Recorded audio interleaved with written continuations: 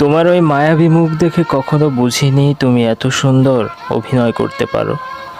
হয়তো তুমি অভিনয় করে জিতে গেছো আর আমি হেরে গেলাম, কিন্তু ওই বিধাতার কাছে তুমি ঋণী হয়ে থাকবে। আমি তোমাকে ক্ষমা করলেও হয়তো ওই বিধাতা ঠিকই তোমাকে তোমার উপযুক্ত সাজা দিবে। সেদিন তুমি বুঝবে তোমার অভিনয়টা কত সুন্দর ছিল। তুমি শুধু আমার মিথ্যা ভালোবেসে কষ্ট দেওনি, আমার এই মনটাকে ভেঙে চুরমার করে দিয়েছো। কেন এমন করলে বলো? তুমি কি অপরাধ ছিল আমার?